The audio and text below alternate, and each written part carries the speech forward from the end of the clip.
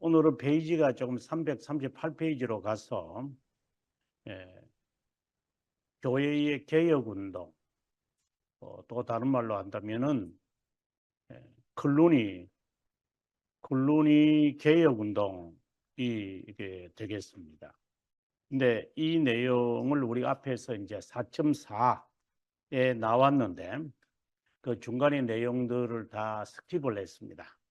그 이유는 그 사이에 우리가 봐야 하는 프랑크 쪽이 이제 프랑스가 되고 프랑스가 신성로마 제국을 형성하면서 창부정치, 그러니까 순서대로 말하면 송장회의, 창부정치, 이것을 겪는 가운데서 이제 신성로마 제국의 황제 어린 루이, 다른 말로는 루이 3세가 이제 어릴 때 죽으면서 이제 그 계승을 해야 되는 사람이 독일에 있는 왕이 이제 자저가 될 수밖에 없는 그 친척이죠. 이제 될 수밖에 없었습니다.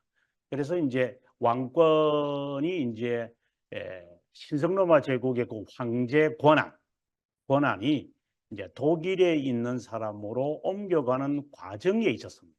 송장회의나 그 다음에 창부 정치가 있는 이 30년에서 60년의 이 어두운 이 세상에 그때 이제 신성로마 제국의 황제 권한을 갖게 되어지는 이제 그 독일의 군주 사냥꾼 헨리의 아들인 이제 오토가 이제 그 어릴 때부터 보아왔던 그 교회의 부패들을 이제 청산해야 되겠다, 이런 마음을 갖고 이제 로마 교황청을 쳐들어가서 당시에 집안이 12세, 그러니까 세르지오 3세의 후손이죠. 마루치아가 3번이나 결혼하는데 그 중에 이제 아들이 되어졌는데 그 3번째 결혼할 때 이제 첫째 아들이 반대하고 뭐 이런 아주 복잡한 이야기가 지난 시간에 있었는데, 그것을 다 바라본 이 오토 1세가 그 첩에, 그러니까 마루치아의 아들이 교황이 되어지는 이것을 바라보면서 청소해야 되겠다. 그래서 이제 진격을 해서 집안이 12세를 몰아내고 이제 자기가 임의로 이 사람이 옳겠다 이렇게 해서 그 사람을 안치게 되어집니다. 그러고 난 다음에 이제 오토 2세, 오토 3세, 이제 그 과정 속에서 이제 교회에서는 이것을 로마 교황청이 정하고 있지만 제야 세력에서 또 이것을 바라보는 사람들이 있을 수밖에 없죠. 그래서 제가 두 사람을 제가 여러분에게 소개했는데 그 중에 한 사람이 이제 이탈리아의 대수도 원장이라고 할 수 있는 사람이 나옵니다. 이 사람이 이제 어떻게 본다면 개혁 운동을 하다가 결국은 또 어려움을 당하고, 그래서 우리가 초창기에 그 개혁 운동을 했던 샤르마뉴나 그 다음에 그의 아들 경건한 루이나 그 다음에 뚱뚱한 샤를이나 이런, 그리고 그 다음에 단순한 샤를, 이런 사람들이 있는 그 시기에 우리가 잘 알고 있는 여러 엘퀸을 비롯하여 여러 사람들이 클라우디오라든가 이런 개혁 운동이 있었지만 그때마다 그 사람들은 다 어려움을 당합니다. 마찬가지로 지금 여기에도 이제 송장회의가 있고 그 다음에 창부정치가 있는 이 시기에 있는 그것을 바라보는 사람들의 개혁운동을 할 수밖에 없죠. 제야 세력에 있는 사람들이. 그러면 그 사람들은 이단으로 징계를 받고 결국은 어려움을 당합니다. 이제 그 이야기가 지금까지 있었고, 교회사에서 아주 중요하게 다루어지는 이 클루니 개혁운동, 이는 교회사에서 꼭 중요하게 다루어집니다. 그래서 404, 300 아마 7페이지에 놓은 것 같은데 이렇게 언급을 했다가 방금 했던 이야기를 쭉 설명을 하고 다시 이제 여기에 이르게 됩니다. 콜로니 개혁 운동이라는 것은 단순히 개혁 운동이다. 이것만 중요한 게 아니라 이 개혁 운동을 일으켰던 이 콜로니 개혁 운동, 이 개혁 운동은 그 단순한 개혁 운동이라는 것도 있지만 수도원 운동을 교황 제도와 연관시키게 되어지는 계기가 되어진다. 이것이 더 중요합니다.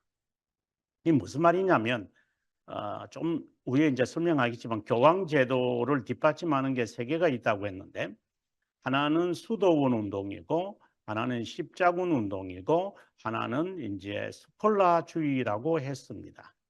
그 중에서 이 세 기둥들이 어떻게 교황 제도를 뒷받침하기 위해 이제 접속되어지는 이 과정을 아주 중요하게 봐야 됩니다. 그것이 바로 콜로니 개혁 운동이 바로 이 역할을 합니다. 그 다음에 십자군 운동은 이 수도원 운동을 교황제도, 교황제도와 접촉했다, 뭐 만나겠다, 부속시켰다 이런 말로도 하지만 실제로는 수도원 운동이 교황제도를 장악한다 이렇게 말을 하는 것도 옳은 말이에요.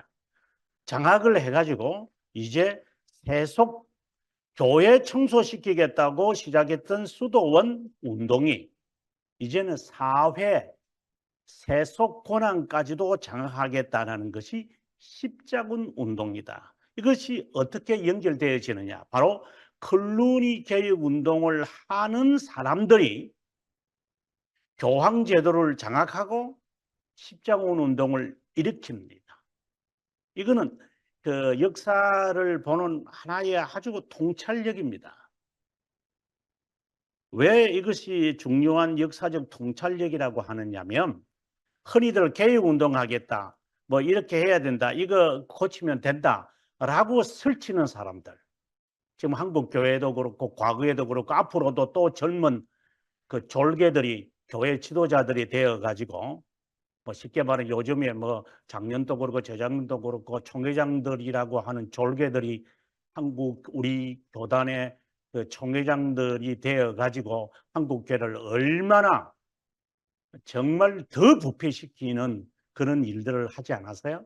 정말 졸개들이 교회 그래도 과거에 돈을 써서 이게 되돌아보면 돈을 뭐 1억을 썼거나 2억을 썼거나 총회가 보면 흰 봉투를 돌리면서 그래도 이제 그 총회장이 되시는 분들이 과거에 있었잖아요. 한 20년 전에까지는.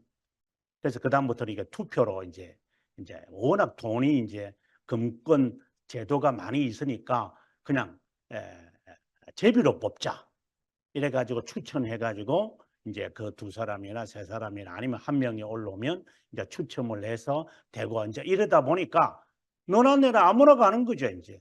마치 회장이 되기 위해서 뭐 면려 회장이라든가 또 무슨 뭐 장로회 회장이라든가 여전도회 회장이라든가 주일학교 회장이라든가 이런 장이 되기 위해서 저는 다른 교단은 모르겠지만 저희 교단 같은 경우에 이는 장이 되기 위해서 이 머리들이 서로들 이렇게 이 계략들을 짜잖아요. 꼭 정치판보다도 더 얼굴 낯뜨겁게 그렇게 조작들을 해가지고 사람을 만나서 교제하고 여러 전략들을 꾸미고 이런 짓거리들을 하잖아요. 지금도 하고 앞으로도 하고 주님 오실 때까지 할 거예요.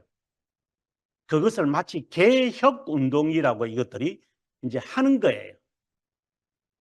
그래 놓고 그 안에는 돈이 또 가득 차 있고 하여튼 이런 썩어 빠진 것들이 이 교계에 지금은 지금처럼 이렇게 대낮에도 이런 짓들을 하는데 과거에는 얼마나 더 못된 짓들을 더 많이 했겠어요. 예.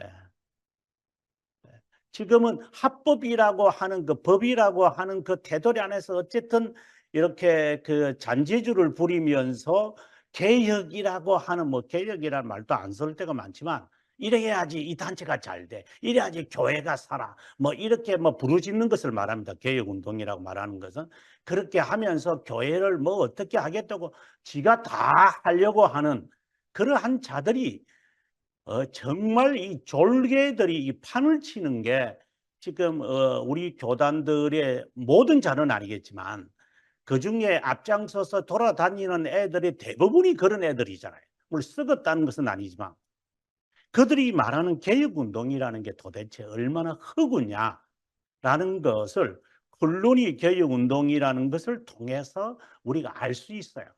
그래서 역사의 하나의 모범 케이스에 이렇게 개혁운동하면 안 된다 이 말입니다. 교회가 아무리 부패했다 하더라도 그런 개혁운동 이렇게 이런 작태들을 하면 오히려 교회는 더 타락하고 부패해져 가니 차라리 안 하는 게 낫다. 이렇게 근데 상대적이죠. 그러면 어떤 개혁 운동을 해야 됩니까? 라고 하는 것은 우리가 숙제로 지금 남아서 종교개혁에서 답을 찾아야 돼요. 이 종교개혁에서. 그래서 종교개혁에서 답을 찾겠지만 이러한 개혁 운동을 해서는 안 돼. 왜? 이러한 것이 결국은 수도원 운동을 주도하고 수도원 운동이 교황, 교권 제도에 들어가고 이 교권 제도는 세속 권력을 잡으려고 하는 데까지 가서 결국은 망하고 말죠. 이런 것을 우리가 역사에서 배우면서 클루니와 같은 행동을 하지 마라. 이것은 분명히 우리가 교훈을 배워야 된다. 이렇게 말을 해도 정신을 못 차릴 겁니다.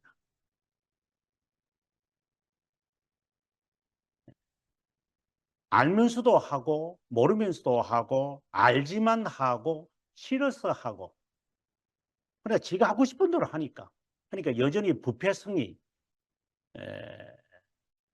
있기 때문에 이 죄의 문제에 대한 정말 중생의 경험 그걸 어떻게 판단하겠으면은 이제 그것이 해결이 안 되면 참 열심히 내는 걸 가지고 앞에 세워놓고 지도자가 되거나 장을 만들어 놓으면 지금은 뭐 거대한 교회 이런 교회들이 그래도 뭐 장으로 우리 교단을 장악하고 있잖아요. 족보도 없는 것들이 족보가 뭔지도 모르죠. 정말 개혁 신앙의 전통한 그런 자들이 이제 이 교계의 지도자가 되는 게 아니라 이래 덩치만 크고 배만 사이즈만 한 40인치만 되면은 다 되는 줄 알고 이런 자들이 교회의 그 정책을 좌지우지하니 정말 이제 슬픈 일입니다. 지금 중세교회사를 보다 보면 한국 교회가 정말 참 불쌍하게 보일 때가 참 많다. 뭐 그렇다고 해서 뭐 어떻게 할 수 있는 것은 아니고 나 스스로가 여기에 속하지 않으려고 몸부림치는 살면서 살지 않는 것처럼 살지 않으면서도 살아야 하니까 이제 이러한 그 이중적 삶을 살아가야 되는 것이 않겠나. 자, 이제 본문으로 돌아와서 교황 제도의 절정, 지금까지는 시작이라고 봤고 이 절정 다음에는 이제 쇠퇴로 이제 넘어갈 것입니다. 한번 읽어보도록 하겠습니다.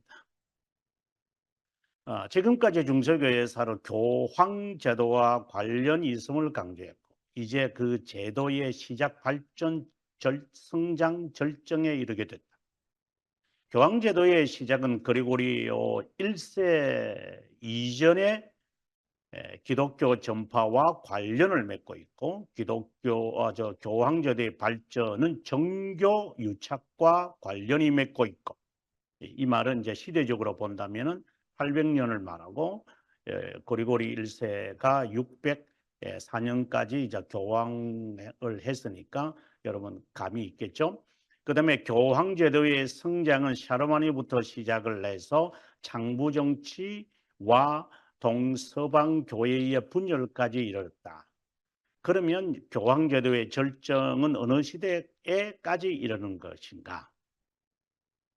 힘 있는 자가 역사의 주인공이 되는 것처럼 나름대로 로만 가톨릭은 교회 존속이라는 미명 아래 생존을 위해 필사적인 노력을 기울였다. 그러니까 살기 위해서 발버둥을 친 거죠. 결국은 교황제도의 절정에 이르게 된다. 중세교회사의 핵심은 교황제도라고 했습니다. 방금도 말씀을 드렸고요. 세 개의 칼럼, 기둥이 있었다. 이런 칼럼들이 어떻게 교황제도와 연관을 가지게 되는지 앞서 제가 잠깐 설명을 했는데 잘 보셔야 합니다. 이것이 중세교회사의 맥을 잡는 데 매우 중요합니다. 중세교회사의 핵심의 사건들은 우리가 이제 성장에서의 핵심적인 사건은 성찬론 논쟁, 그 다음에 이제 장부정치, 이런 이제 것들이었다면 이제 절정에 있어서 아주 중요한 것은 바로 이것입니다. 평신도 성직 수임권. 이 말은 다른 말로 한다면은 일반 신자가 이 평신도라는 말이니까 일반 신자는 왕이라는 말입니다. 왕의 세력이 세속 권학이 세속력이 세속 권력이 성직을 임명하는데 이제 간섭을 합니다. 이것을 한 200년 동안 교회를 주름 잡습니다. 이것을 가리켜서 교황권 논쟁이다. 이 말은 정교 유착에서 샤르마뉴에 의해서 그전에는 자기 아버지 있는 빼빵에 의해서 정교 유착이 되어졌기 때문에 교회를 보존해야 한다. 책임이 누구에게 있는가? 교회에 있다. 그래서 교회가 국가에 있다. 국가가 교회를 보호하는 자거든요. 빼빵이 이제 그렇게 됐으니까 나는 교회 수호자다. 그러면서 자신의 정통성을 이제 챙기는 거고, 교회는 그러한 세력을 힘입어 가지고 세력을 확장하는 데 도움이 된다는 것. 이제 이것은 나중에 이제 19세기, 20세기에 오면은 이 제국 제도에서 영국 교회도 그렇고 스코틀랜드도 그렇고 특별히 그 두 나라가 이게 선교사들을 세계에 보내면서 제국 제도와 함께 같이 가잖아요. 과거에 그 17세기에 15세기도 되지만 17세기에 포르투갈이나 스페인이라는 이 나라가 그 예수회라든가 자기들의 그 로만 카톨릭 그 선교사들을 통해 가지고 이 그 아메리카에 있는 사람들을 동화시키고 그다음에 그 틈 사이에 이것들이 들어가 가지고 작업을 하고 노예로 삼고 잡아오고 하는 이런 짓거리들을 했던 것처럼 이제는 프로테스탄트들이 18세기에 와서 그 짓을 해요. 그런데 이런 짓거리는 이미 중세교회 사회에서 지금 이 짓을 해왔던 거예요. 왜 교회가 국가의 힘을 빌려서 도움을 받으면서 해야만 하는 이유가 무엇인가? 지키는 것하고 법을 지키는 것하고 그것에 도움을 덧입어 가지고 우리가 선교 현지에 가보면은 우리 이 나라 국가에서 나를 우리를 우리 교단 교회를 인정해서 교회를 지어주도록 했다. 그걸 자랑 삼아 하는 자들이 있어. 그 정신이 없는 사람이지 그 사람. 역사 속에서 보면은 이 짓을 하고 있는 것들이. 그 사람들은 아멘 할렐루야 주여 감사합니다. 또 감사의 박수를 또 치네 또. 이런 그 꼴불견들이 국가의 세력에 덧입어 가지고 일이 잘 나가는 것이 뭔가가 하나님의 역사하신 것이라고 착각 속에 빠지는 사람들. 아마 한국 교회에 아마 엄청나게 퍼져 있을 겁니다. 이런 모든 것의 하나의 모범들을 우리는 중세교회사 여기에서 보는데 특별히 이 평신도 수인권 논쟁에서 이제 할 수밖에 없는 것이죠. 그 다음에 세 개의 칼럼들이 교황제도를 뒷받침하게 되며 절정을 이은 쇠퇴와 몰약, 이거는 이제 십자군 운동이 있고 난 다음에 이제 르네상스가 바로 일어나잖아요. 이렇게 일어나면서 이제 그걸 끝나는 겁니다. 이것을 도표로 잠깐 보면은 이렇게 만들었습니다. 7, 9세기 뭐 기독교 전파, 뭐 10세기와 11세기 장부 정치, 노르만 대이동, 그다음에 12세기, 13세기 이제 200년간의 7차에 또는 뭐 9차 뭐 학자들마다 조금 다릅니다만은 그다음에 성기 수인권 논쟁 3번에 걸친 그 사이에 스콜라주의 아주 중요하지요. 이게 세 가지가 다 이 절정에 이제 어떻게 교황 제도와 결탁하느냐. 이어서 이제 르네상스 그다음에 결국은 아비뇽 유수의 결과가 되고 대분열. 여기서 대분열이라는 것은 교황이 3명이 되는 이제 그 수치를 낳게 되죠. 그다음에 스콜라주의가 몰락을 하면서 이제 몰락을 하게 되어지는 운동들이 일어납니다. 그 중에 대표적인 게 종교회의 운동. 우리가 2주 전에 우리가 배웠던 에르지나라고 하는 이 사람이 종교회의의 하나의 소스를 제공해주는 그 사람으로 나중에 등장하게 됩니다.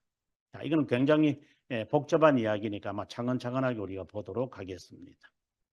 교황권 논쟁은 2000년 교회사에서 가장 중요한 사건 중 하나다. 300년에 걸친 약 200~300년, 1070년부터 시작을 해서 이제 1303년까지 가니까 300년이라 보는 게 좋겠네요. 200년은 십자군 운동이고 교회가 수적 외적 성장에 관심을 갖게 되었을 때 나타나는 모든 면을 잘 보여준다. 상상해봐라. 40세가 되어 50세에 접어들면 남성들은 권세욕을 갖고 싶어 합니다. 일반적입니다. 재력이 있는 자는 권력, 그리고 더 확대하고 싶어 합니다. 그래서 확장을 원하겠죠. 대개 50대 되면 이제 확장으로 가거든요. 교회의 어리석은 역사를 우리가 보면서 조금이라도 조심하고 실수를 적게 할 수 있으면 좋겠다. 그 마음으로 계속해서 봅니다. 그 다음에 이제 좀 넘어가서 제가 하는 말들하고 비슷하니까 먼저 클루니 개혁운동을 통해서 이제 클루니라는 말을 이제 하려면 우리가 해야 될 말이 있는데 우리가 앞서 우리가 보았던 그 문제가 송장회의라든가 그 다음에 창부 정치 이거잖아요. 이러한 것은 빙상의 일각이고 실제로는 이것을 만들게 하는 것은 바로 그 족불 제도였습니다. 그러니까 세습 제도. 이게 세습 제도죠. 회사도 일반 회사도 세습하면 안 된다고 이야기들을 하는데 교회가 자기 아들에게 넘겨주는 거. 여러분 아마 대형 교회의 목사들이 이런 짓을 많이 합니다. 네, 그래서 다른 교회 다른데 뭐 개척을 하게 했다가 이제 병합을 하게 한다거나 아니면 다른데 사역을 하게 했다거나 초빙할 때 자기 아들내미를 하나 집어넣어 가지고 하게 한다거나 뭐 어떤 그런 작태들을 합니다. 그럼 이미 그거는 교회가 아닙니다. 이것은 부패에 드러난 고름들입니다. 고름. 어떤 이유도 없습니다. 세습을 하면 그거는 썩은 겁니다. 이미. 이유가 없습니다. 한국교회 가장 큰 대형교회 장로교회 가운데 하나 하는 그 교회도 그 짓거리를 냈습니다. 그는 교회가 아닙니다. 그거는 사탄의 회당입니다. 지 아들 내비를 앉혀놨습니까? 이게 무슨 기업입니까? 기업하는 자도 그렇게 안 합니다. 거기에 다니는 수만 명의 성도들은 도대체 어떤 자들입니까? 마치 목류병자들 것 같아요. 이 족벌제도입니다. 그 다음에 족벌제도가 나오기 때문에 성직매매가 있습니다. 이 성직매매라는 것은 이제 사도행전에 보게 되어지면은 시몬이라는 사람이 이제 그 베드로의 권능을 돈으로 사겠다고 해서 시몬 이렇게 시몬 그래서 사이몬이 그래서 사이몬이 해서 이제 성직매매입니다. 뭐 돈을 주고 파고 이런 것이 아니라 후임을 정하는 이 문제, 이거는 후임을 정하는 문제였다면 성직매매는 그게 아니라 좀 더 큰 교회, 좀 더 교회를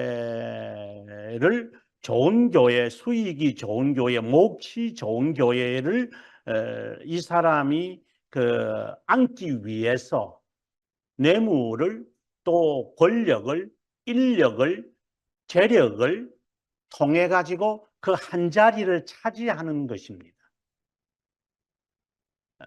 지금 한국 교회를 보면 아주 한국 교회는 이 모든 것이 다 그냥 종합 병원입니다. 걸어 다니는 워킹 하스피털이지 이게 뭐 어디 하나 빼낸다고 되는 게 아닙니다. 이거는 어느 교회 할 때 이미 벌써 줄을 연결시켜 놓고 들러리를 세우는 것들이잖아요. 그걸 이게 당연하다고 봐요. 그다음에 장로를 세우거나 권사를 세우거나 그다음에 안수집사를 세울 때 어떤 짓거리들을 합니까? 겉으로는 감사헌금을 한다고 해놓고 저것들이 모여가지고 우리 교회에 얼마나 헌금하면 좋을까? 예. 그렇다고 해서 온 성도들 앞에서 투표해가지고 3분의 2가 되면 그것도 몰라. 구역거리들이 돼가지고. 이런 짓거리들을 하면서 직분을 맡았다고. 그 직분 잘해요. 그것도 또. 그것도 권사래요. 그것도 장로고 안수집사래요. 그것도. 그래 놓고 이제 헌금을 내면 정말 참 대단하다, 훌륭하다. 어떻게 저렇게 교회를 위해서 저렇게 수고하고 애쓰나. 성직매매입니다. 이 썩은 겁니다, 이미.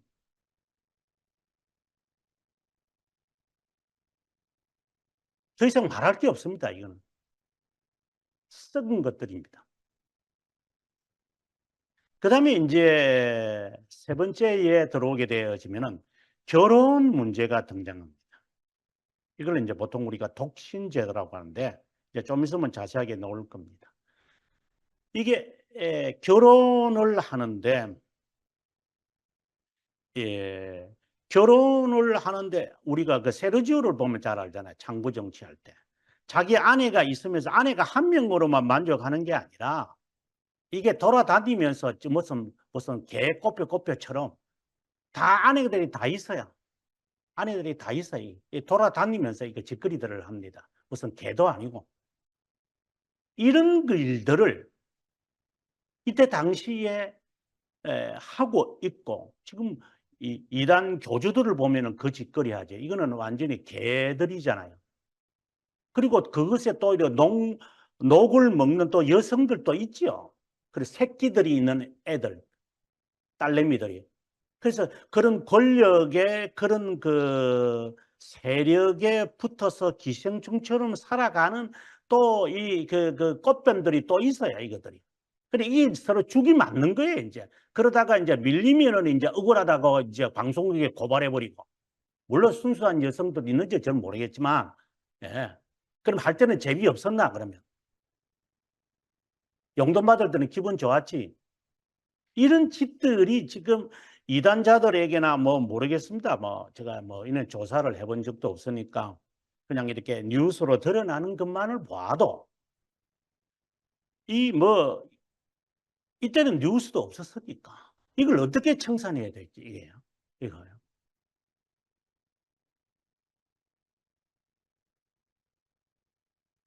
그래서 결국은 수도사들 제야 세력이죠. 제야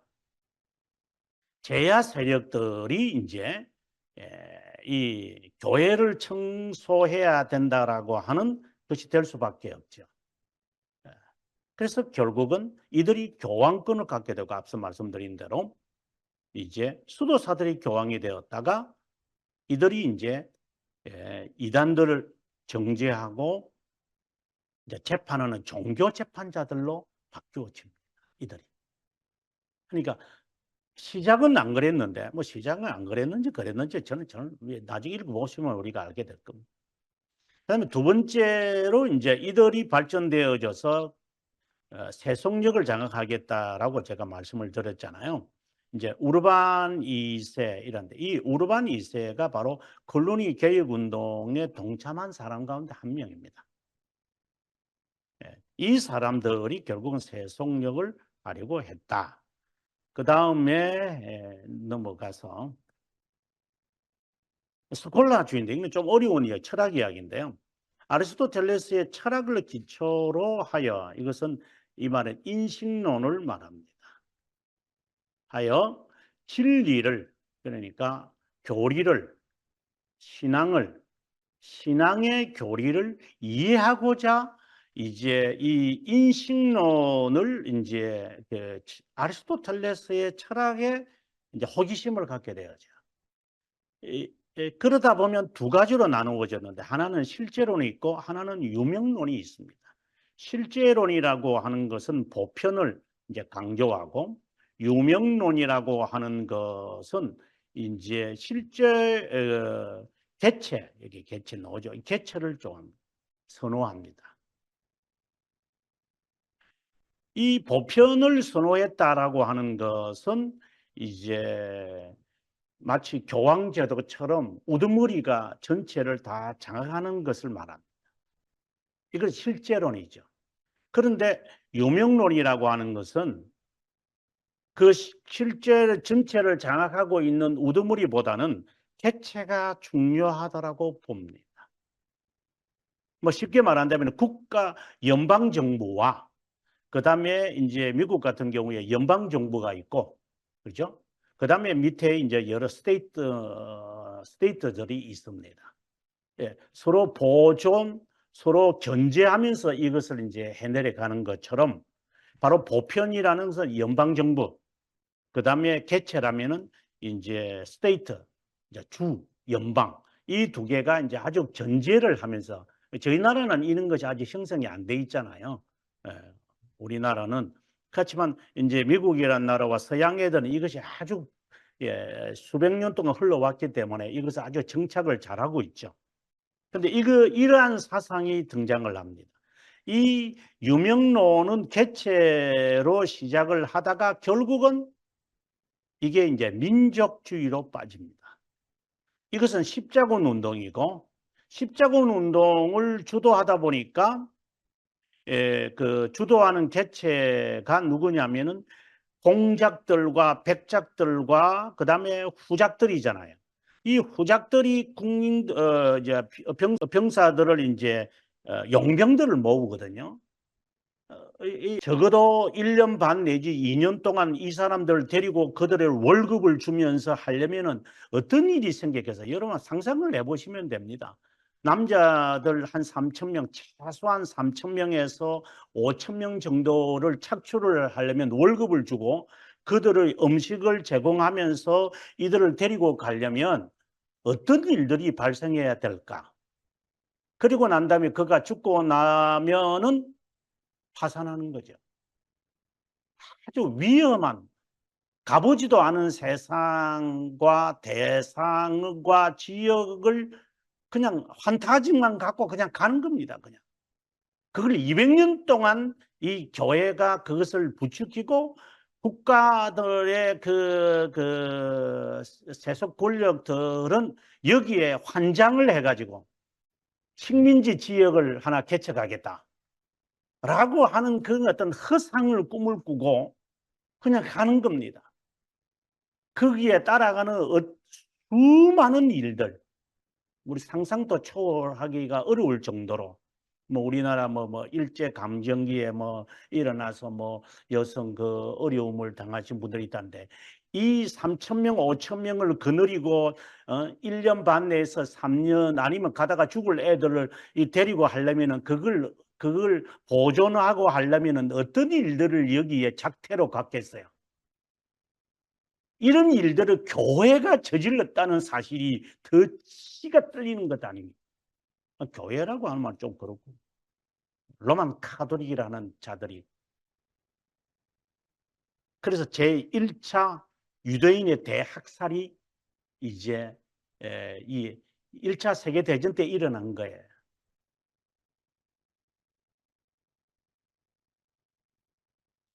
아무튼 참 어두운 그래서 이 지금 민족주의 여기서 지금 민족주의란 말이 나오는데 민족주의가 만들어졌다. 이제 그 이야기입니다. 민족주의와 유명론 이거는 스콜라주의고 이것은 이제 십자군 운동의 결과인데 어떤 관련이 있을까요? 라고 하는 이야기를 이제 제가 하나하나 아마 풀어가리라고 봅니다. 여기에 제가 썼던 말이 성민은 놀라지 않을 수 없다.